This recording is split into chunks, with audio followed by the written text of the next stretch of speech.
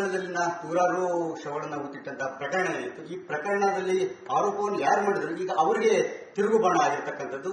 ಸದ್ಯ ಈವರೆಗೂ ಆಗಿರ್ತಕ್ಕಂಥ ತನಿಖೆ ಮತ್ತೆ ಈಗ ಆಗ್ತಿರ್ತಕ್ಕಂಥ ತನಿಖೆಯ ಬಗ್ಗೆ ಬಿಜೆಪಿ ಹಿರಿಯ ನಾಯಕರು ಹಾಗೆಯೇ ಮಾಜಿ ಮುಖ್ಯಮಂತ್ರಿ ಬಸವರಾಜ ಬೊಮ್ಮಾಯಿ ಅವರು ಏನ್ ಹೇಳ್ತಾರೆ, ಅವರು ಯಾವೆಲ್ಲ ವಿಚಾರಗಳನ್ನು ಜೊತೆ ಹಂಚ್ಕೊಳ್ತಾರೆ ಬನ್ನಿ ಮಾತಾಡ್ಸೋಣ. ಸರ್ ನಮಸ್ತೆ. ನಮಸ್ಕಾರ. ಈವರೆಗೂ ಕೂಡ ತನಿಖೆ ನಡೆದಿರ್ತಕ್ಕಂಥ ಹಾಗೆ ಮತ್ತೆ ಮುಂದೆ ಏನಾಗಬೇಕು ಅಂತಕ್ಕಂಥದ್ದು ಹಾಗೆ ನಿಮ್ಗಿರುವಂತಹ ಮಾಹಿತಿ ಸರ್ ರಿಪಬ್ಲಿಕ್ ಕನ್ನಡ ಜೊತೆ ಹಂಚ್ಕೊಳ್ಳೋದಾದ್ರೆ. ಮೊದಲನೇದಾಗಿ SIT ಪ್ರಾರಂಭದಲ್ಲಿ ಯಾವ ತನಿಖೆ ಮಾಡಬೇಕಾಗಿತ್ತು, ಈಗ ಅಂತಿಮ ಘಟ್ಟದಲ್ಲಿ ಆ ತನಿಖೆ ಮಾಡ್ತಾ ಇದೆ.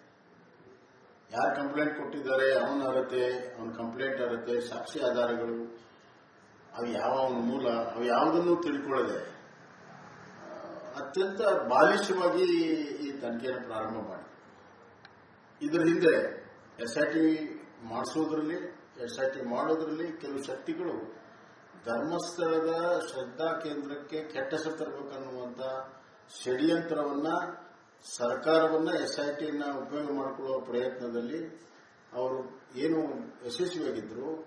ಆದರೆ ಸತ್ಯ ಹೊರಗಡೆ ಬರಲೇಬೇಕಾಗಿತ್ತು, ಬಂದಿದೆ. ಸರ್ಕಾರ ಇದರಲ್ಲಿ ನೇರವಾಗಿ ಹೊಣೆ ಇದೆ.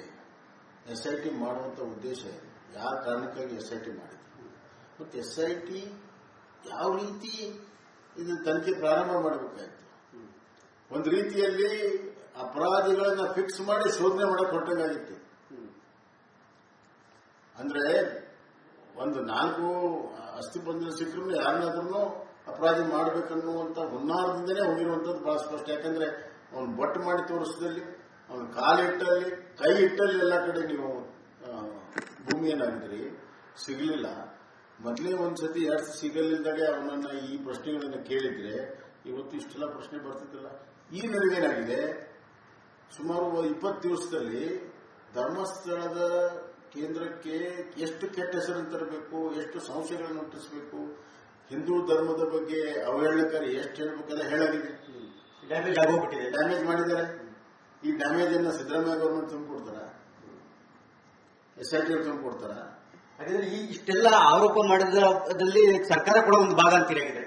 ಸರ್ಕಾರ ಯಾರು ಈ ಷಡ್ಯಂತ್ರ ಮಾಡಿದ್ದಾರೆ ಅವ್ರ ಕೈಗೊಂಬೆಯ ಕೆಲಸ ಮಾಡಿದೆ, ಹಿಂದೆ ಮುಂದೆ ನೋಡಿದೆ.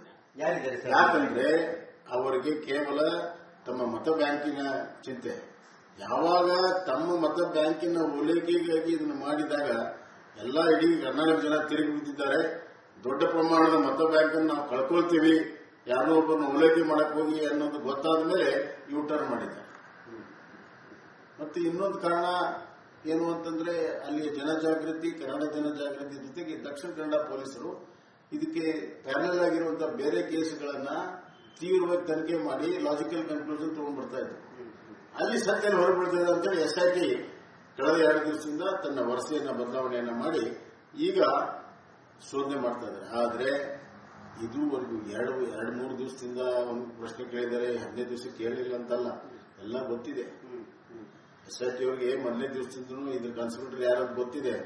ಆದ್ರೆ ಅವ್ರ ಹತ್ರ ತಿರುಗಿ ಕೂಡ ನೋಡಿಲ್ಲ, ಆಕ್ಷನ್ ತಗೊಳ್ಳೋದು ದೂರ ಉಳಿತು. ಇದರ ಅರ್ಥ ಏನು, ಅಲ್ಟಿಮೇಟ್ಲಿ ಏನು ಷಡ್ಯಂತ್ರ ಮಾಡಿದ್ದಾರೆ, ಇದಕ್ಕೇನು ಹಿಂದಿರುವಂತಹ ದೊಡ್ಡ ಶಕ್ತಿ ಏನಿದೆ ಅದನ್ನು ಹುಡುಕುವ ತಾಕತ್ತು ನಮ್ಮ ಕರ್ನಾಟಕದ SITಗಿಲ್ಲ. SIT ಆಫೀಸರ್ಸ್ಗಿರ್ಬೋದು, ಆದ್ರೆ ಆ ಸ್ವತಂತ್ರ ಸರ್ಕಾರ ಕೊಡೋದಿಲ್ಲ, ಅದನ್ನು ಮಾಡಕ್ಕೂ ಹೋಗೋದಿಲ್ಲ. ಅವರು ಇದನ್ನ ಬೇರೆ ದಾರಿ ತಪ್ಪಿಸ್ತಾರೆ. ಅದಕ್ಕೆ NIA ಕೊಟ್ಟರೆ ಅಂತಾರಾಷ್ಟ್ರೀಯ ಮಟ್ಟದ ಹುನ್ನಾರ ಮತ್ತು ರಾಷ್ಟ್ರ ಮಟ್ಟದ ಹುನ್ನಾರಗಳೇನಿದ್ದಾವೆ ಅವೆಲ್ಲ ಹೊರಗಡೆ ಬರ್ತವೆ. ಇಲ್ಲಿದ್ರೆ ಇವರಿಂದ ಸತ್ಯ ಹೊರಗೆ ಬರ್ತದೆ ಅನ್ನೋಂತ ನಿರೀಕ್ಷೆ ಮಾಡೋದು ಮೂರ್ತನ. ಈವರೆಗೂ ಕೂಡ ಮಾಸ್ ಬ್ಯಾನ್ ಮಾಡಿರ್ತಕ್ಕಂಥ ಆರೋಪ ಏನ್ ಮಾಡಿದ್ದಾರೆ, ಯಾರೆಲ್ಲ ಹೆಸರುಗಳನ್ನ ಹೇಳಿದ್ದಾನೆ, ಅವ್ರು ಯಾರನ್ನೂ ಕೂಡ ಈವರೆಗೂ ಕೂಡ ಕರೆದು ವಿಚಾರಣೆ ಮಾಡುವಂತ ಪ್ರಯತ್ನಗಳಾಗಿಲ್ಲ. ಅಥವಾ ಹಿಂದೆ ಇರತಕ್ಕಂಥ ಮಾಸ್ಟರ್ ಮೈಂಡ್ ಅವ್ರಿಗೂ ಕೂಡ ಅಂದ್ರೆ ಒಂದು ಸಣ್ಣ ಒಂದು ವಿಚಾರಗಳು ಕೂಡ ಹಂಚ್ಕೊಳ್ತಾ ಇಲ್ಲ, ಯಾವ ವಿಚಾರನೂ ಕೂಡ ಬಹಿರಂಗ ಮಾಡ್ತಾ ಇಲ್ಲ, ಒಂದು ಇಂಟರ್ನಲ್ ರಿಪೋರ್ಟ್ ಕೂಡ ಕೊಡ್ತಾ ಇಲ್ಲ. ತುಂಬಾ ಕಾನ್ಸ್ಪಿರೇಷನ್ ಅಂದ್ರೆ ಸರ್ಕಾರ ಕೂಡ ಎಲ್ಲೋ ಒಂದ್ ಕಡೆ ವ್ಯವಸ್ಥೆ ಎಲ್ಲವನ್ನೂ ಕೂಡ ಬಚ್ಚಿಡುವಂತ ಪ್ರಯತ್ನ ಆಗ್ತಿದೆ ಅಂತ ತನಿಖೆ ಅಂಶಗಳನ್ನ. ಹಂತ ಹಂತದಲ್ಲೂ ಕೂಡ SITಗೆ ಡೈರೆಕ್ಷನ್ ಹೋಗಿದೆ. ಮೊದಲನೇ ದಿವಸ SIT ಅವರು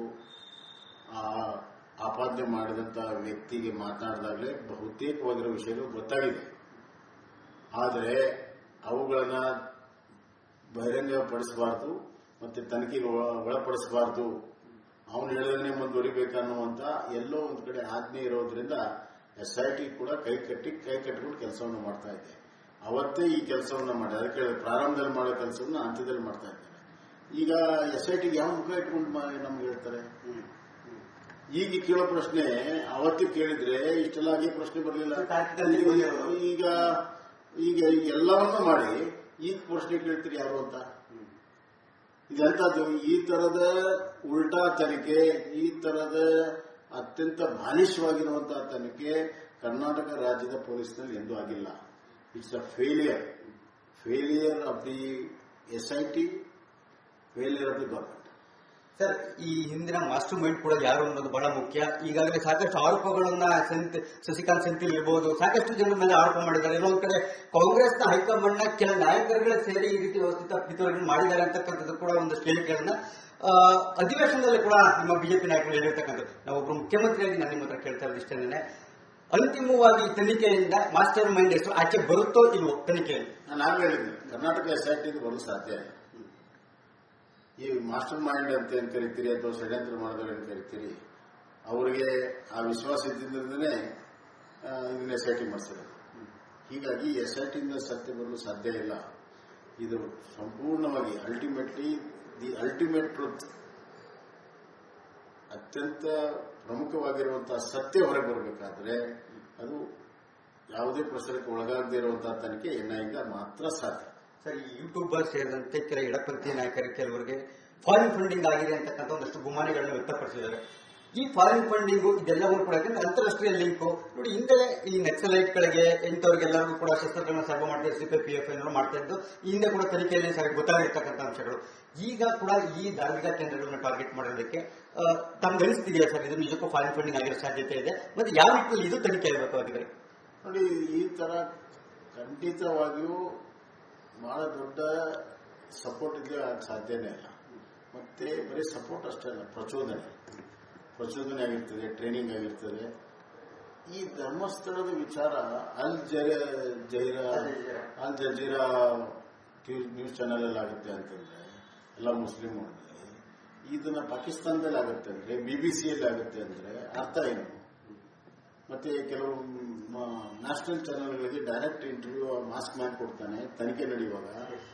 ಇಲ್ಲಿ ಕರ್ನಾಟಕದ ಯಾವುದೇ ಮಾಧ್ಯಮ ಸಿಗ್ದಂಗೆ ಇವತ್ತು ಕರ್ನಾಟಕ ಮಾಧ್ಯಮ ಹಂತ ಹಂತದಲ್ಲಿ ಎಲ್ಲವನ್ನು ಬಹಿರಂಗಪಡಿಸಿದ್ರಿಂದ ಇವತ್ತು ಸತ್ಯ ದಾರಿ ಕಡೆ ಹೋಗ್ತಾ ಇದ್ದಾರೆ. ಇಲ್ಲಿ ಇದು ಕೂಡ ಆಗ್ತಿರಲಿಲ್ಲ. ಕರ್ನಾಟಕದ ಮಾಧ್ಯಮಗಳಿಗೆ ನಾನು ಅಭಿನಂದನೆ ಸಲ್ಲಿಸ್ತೇನೆ. ಒಳ್ಳೆಯ ರೀತಿಯಲ್ಲಿ ತಾವು ಈ ಸತ್ಯವನ್ನ ಬಹಿರಂಗಪಡಿಸೋದಕ್ಕೆ ಬಹಳ ಪ್ರಮುಖ ಪಾತ್ರ ಮಾಧ್ಯಮ, ಎಲೆಕ್ಟ್ರಾನಿಕ್ ಮಾಧ್ಯಮ ವಹಿಸಿದೆ. ಸರಿ, ಫಾರಿನ್ ಫಂಡಿಂಗ್ಗೆ ED ಏನಾದರೂ ಎಂಟ್ರಿ ಆಗೋದು ಸೂಕ್ತ ಅಂತ ಈಗಾಗಲೇ ನಮ್ಮ ಪೂಜಾರವರು ಮನವಿಯನ್ನು ಮಾಡಿದ್ದಾರೆ. ಅದಕ್ಕೆ ನಾವು ಕೂಡ ಸೈನ್ ಹಾಕಿದ್ದೀವಿ. ಎಲ್ಲೆಲ್ಲಿ ಫಾರಿನ್ ಫಂಡಿಂಗ್ ಆಗಿದ್ರೆ, ಹವಾಲ ಆಗಿದ್ರೆ, ಇಲ್ಲಿಗಲ್ ಮನಿ ಟ್ರಾನ್ಸಾಕ್ಷನ್ ಆಗಿದ್ರೆ ಅದನ್ನು ನೀವು ತನಿಖೆ ಮಾಡಬೇಕು ಅಂತ ನಾವು ಈಗಾಗಲೇ ಹೇಳಿದ್ದೇವೆ. ಅದನ್ನು ಬಹಳ ಗಂಭೀರವಾಗಿ ಪರಿಗಣಿಸಿದ್ದಾರೆ. ಎಲ್ಲ IMಗಳನ್ನು ಸ್ಟಡಿ ಮಾಡಿ ಖಂಡಿತವಾಗೂ ಈ ಫಾರಿನ್ ಫಂಡಿಂಗು ಯಾವುದೇ ಫಂಡಿಂಗ್, ಬರೀ ಫಾರಿನ್ ಫಂಡಿಂಗ್ ಅಂತಲ್ಲ, ಸ್ಥಳೀಯ ಲೋಕಲ್ ಫಂಡಿಂಗ್ ಯಾರು ಮಾಡಿದ್ದಾರೆ ಅವ್ರ ತನಿಖೆ ಒಳಪಡ್ತದೆ ಅಂತ ವಿಶ್ವಾಸ. ಎಲ್ಲರ ಅಕೌಂಟ್ಗಳು ಈಗ ಆರೋಪ ಮಾಡಿದವರು ಮಾಸ್ಕ್ ಎಲ್ಲರೂ ಕೂಡ ಅಕೌಂಟ್ ಎಲ್ಲವೂ ಕೂಡ ಪರಿಶೀಲನೆ ಆಗೋದು ಸೂಕ್ತ ಅಂತ ವ್ಯವಸ್ಥಿತವಾಗಿ ತನಿಖೆ ಆಗಬೇಕಾಗುತ್ತೆ. ಬರೀ ಅಕೌಂಟ್ ಒಂದೇ ಅಲ್ಲ, ನಾನ್ ಅಕೌಂಟ್ ಫಂಡಿಂಗ್ ಇರ್ತದೆ, ಅದನ್ನು ಕೂಡ ತನಿಖೆ ಆಗುತ್ತೆ. Thank you so much sir. ಇದಿಷ್ಟು ಕೂಡ ನಾವು ಮಾಜಿ ಮುಖ್ಯಮಂತ್ರಿಗಳಂತ ಬಸವರಾಜ ಬೊಮ್ಮಾಯಿ ಅವರ ಮತ್ತು ಅವರು ಸಾಕಷ್ಟು ವಿಚಾರಣೆ ಹಂಚಿಕೊಂಡಿದ್ದಾರೆ. ಜೊತೆಗೆ SIT ತನಿಖೆಗೆ ಫ್ರೀ ಹ್ಯಾಂಡ್ ಕೊಟ್ಟಿದ್ದೇ ಆದ್ರೆ ಈವರೆಗೂ ಕೂಡ ಕಾಯಬೇಕಿಲ್ಲ. ಆರಂಭದಲ್ಲಿ ಆಗುವಂತಹ ಕೆಲಸ ಈ ಹಂತದಲ್ಲಿ ತಗೊಂಡೋಗಿದ್ದಾರೆ ಅಂತಕ್ಕಂಥ ಮಾತನಾಡಿದ್ರು. ಅಂದ್ರೆ ನಿಧಾನಗತಿಯಲ್ಲಿ ನಡೆದಿದ್ದು, ಜೊತೆಗೆ ಸರಿಯಾದ ದಿಕ್ಕಿನಲ್ಲಿ ಕೂಡ ತನಿಖೆ ಆಗಿಲ್ಲ ಅಂತಕ್ಕಂಥ ಮಾತನಾಡಿದ್ದಾರೆ. ಜೊತೆಗೆ NIA ಇಂದ ಮಾತ್ರನೇ ಈ ಒಂದು ತನಿಖೆ ಬಯಲಾಗೋದಕ್ಕೆ ಸಾಧ್ಯ ಇಲ್ಲ ಅಂತಂದ್ರೆ ಕೇವಲ SIT ಇಂದ ಆದ್ರೆ ಖಂಡಿತವಾಗ್ಲೂ ಕೂಡ ಈ ತನಿಖೆಯ ಅಂದ್ರೆ ಈ ಪ್ರಕರಣದ ಹಿಂದೆ ಇರತಕ್ಕಂಥ ಮಾಸ್ಟರ್ ಮೈಂಡ್ ಏನಿದೆ ಅವರ ಹೆಸರು ಯಾವುದೇ ಕಾರಣಕ್ಕೂ ಹೊರಗಡೆ ಬರೋದಿಲ್ಲ ಅಂತಕ್ಕಂಥ ಮಾತನ್ನು ಕೂಡ ಹೇಳಿದ್ದಾರೆ. ಜೊತೆಗೆ ಸರ್ಕಾರಕ್ಕೂ ಕೂಡ ಬಹಳ ತೀಕ್ಷ್ಣವಾಗಿ ತಮ್ಮ ಮಾತುಗಳನ್ನು ಹೇಳಿರ್ತಕ್ಕಂಥದ್ದು. ನೋಡೋಣ ಮುಂದಿನ ದಿನಗಳಲ್ಲಿ ಈ ಪ್ರಕರಣ ಮತ್ತೆ ಯಾವೆಲ್ಲ ತಿರುವುಗಳನ್ನು ಪಡ್ಕೊಳ್ಳುತ್ತೆ. ಜೊತೆಗೆ ಈ ಪ್ರಕರಣದಲ್ಲಿ ಇರತಕ್ಕಂಥ ಮಾಸ್ಟರ್ ಮೈಂಡ್ ಅನ್ನ SIT ಇರ್ಬೋದು ಅಥವಾ NIA ಇಂದ ಇರ್ಬೋದು ಹೊರ ಬರುತ್ತಾ ಹೆಸರು ಅನ್ನೋದನ್ನ. ಕ್ಯಾಮರಾ ಪರ್ಸನ್ ಮಂಜುನಾಥ್ ಜೊತೆ ಸುರೇಶ್, ರಿಪಬ್ಲಿಕ್ ಕನ್ನಡ, ಬೆಂಗಳೂರು.